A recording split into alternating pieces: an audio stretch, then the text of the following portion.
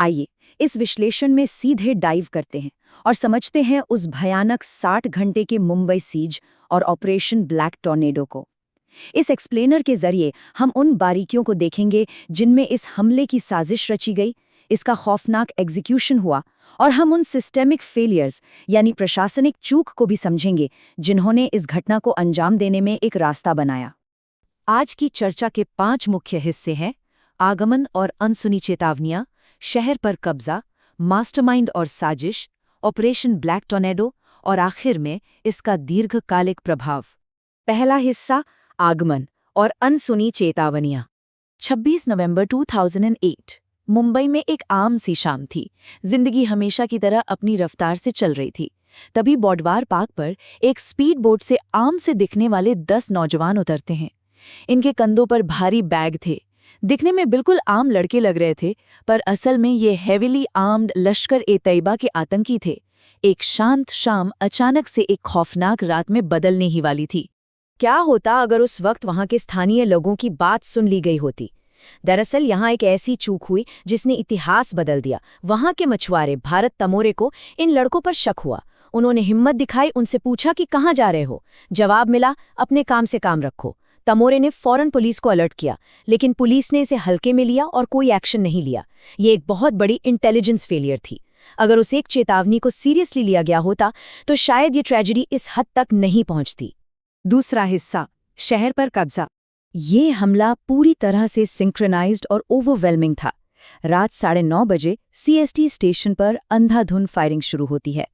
ठीक 15 मिनट बाद 9:45 पर लियोपोल्ड कैफे में गोलियां चलती हैं। फिर 10 बजे ताज पैलेस होटल, उसके ठीक बाद ओबेरॉय होटल और नरीमन हाउस, और फिर टैक्सी बॉम्ब ब्लास्ट्स। इनका मकसद बहुत क्लियर था, शहर के इंफ्रास्ट्रक्चर और लॉ एनफोर्समेंट को पूरी तरह से क्रिपल कर देना। पुलिस को शुरुआत में समझ ही नहीं आ रहा था कि अचानक एक ही वक्त पर इतनी जगहों पर ये क्या हो रहा है। और इसी अफरा तफरी के बीच कामा हॉस्पिटल के बाहर एक बेहद दर्दनाक घटना घटी। महाराष्ट्र एटीएस के हेड हेमंत कारकरे, एसीपी अशोक कामते और विजय सालस्कर जैसे टॉप अधिकारी एक ही गाड़ी में थे जब आतंकियों ने उनकी गाड़ी पर AK-47 से गोलियों की बौछार कर दी। इस एम्बुश में ये तीनों बड़े अधिकारी शहीद हो गए। लेकिन यहाँ हेड कांस्टेबल अरुण जाधव का जिक्र बहुत जरूरी है। उन्हें गोली लगी थी, पर उन्होंने मरने का नाटक किया। सोचिए, उन्हीं की इस प्रेजेंस ऑफ माइंड की वजह से बाद में पुलिस कंट्रोल रूम को आतंकियों की एग्जैक्ट लोकेशन मिल सकी। तीसरा हिस्सा, मास्टरमाइंड्स और उनकी साजिश। अब उस शख्स की बात करते हैं जिसने इसकी पूरी ब्लूप्रिंट बनाई, दाऊद गिलानी, जिसने अपनी अमेरिकन माँ की आइडेंटिटी यूज करके अपना नाम रखा डेविड कोलमन हेडली। एक अमेरिकन पासपोर्ट और एक इमिग्रेशन वीजा कंसल्टेंसी का दिखावा, पर पर्दे के पीछे ये लश्कर-ए-तैयबा का ऑपरेटिव था। उसने कई बार मुंबई आकर उन तमाम जगहों की डीप रिकॉनेसेंस की, वीडियोज बनाए, नक्शे तैयार किए जहां समुंदरी रास्ते से आसानी से हमला हो सकता था। इस परफेक्ट वेस्टर्न कवर की वजह से उसने पाकिस्तान में बैठे मास्टरमाइंड्स को हर एक जरूरी डिटेल पहुंचा दी। इस टेरर ऑपरेशन के लिए शुरुआत में 32 लड़कों को चुना गया था। इन्हें मजहब के नाम पर भड़काया गया और 3 बेहद कड़ी ट्रेनिंग फेजेस से गुजारा गया। पहले 2 फेजेस में बेसिक कॉम्बैट, हथियार और ग्रेनेड्स थे, पर तीसरा फेज, जिसे दौराए खासा कहते हैं, ये सबसे ब्रूटल था। इन्हें 60 घंटों तक भूखा रखकर सिवियर माउंटेन सर्वाइवल सिखाया गया। ये इतना मुश्किल था कि ज्यादातर लड़के भाग गए और आखिर में बचे सिर्फ वो हार्डेंड 10 लड़के जिन्होंने आकर मुंबई में आतंक मचाया। लेकिन सबसे चौंकाने वाली बात पता है क्या है? ये सब अचानक नहीं हुआ। ये कई सिस्टम और इंटेलिजेंस फेलियर्स का एक नतीजा था। 2006 में इंडियन नेवी ने अपने क्रिटिकल कोस्टल पेट्रोल्स को रोक दिया था।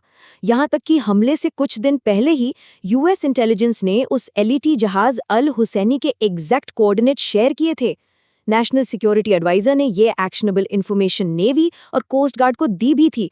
फिर भी कोई इंटरसेप्शन नहीं हुआ। वो आतंकी बिना किसी रोक टोक के आसानी से इंडियन शोर्स तक पहुंच गए। चौथा हिस्सा, ऑपरेशन ब्लैक टॉर्नेडो।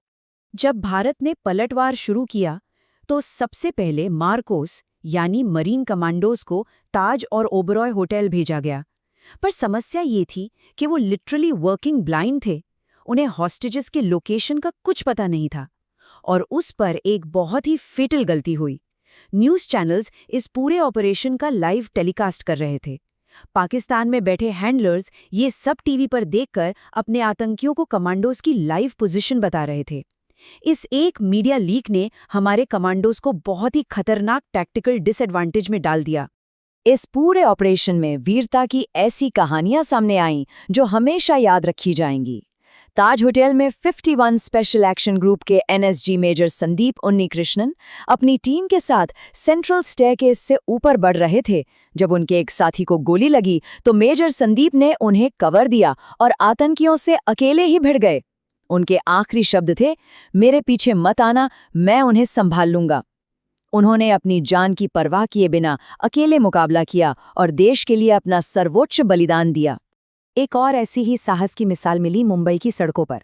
एक चेक पॉइंट पर जब अजमल कसाब और इस्माइल पुलिस से घिर गए तो असिस्टेंट सब इंस्पेक्टर तुकाराम ओमले ने एक अत्यंत निडर कदम उठाया। उनके पास कोई आधुनिक हथियार नहीं था, फिर भी उन्होंने आगे बढ़कर कसाब की AK-47 की बैरल को अपने नंगे हाथों से कसकर पकड़ लिया। इस स्ट्रगल में उन्हें 23 गोलियां लग गई और वो शहीद हो गए। लेकिन उनके इस अल्टीमेट बलिदान की वजह से ही अजमल कसाब जिंदा पकड़ा जा सका और इसी लाइव कैप्चर ने इस पूरे टेरर नेटवर्क के ओरिजिन का इररिफ्यूटेबल प्रूफ दुनिया के सामने रख दिया। पांचवा और आखिरी हिस्सा, इस ट्रेजेडी का लॉन्ग टर्म इम्पैक्ट।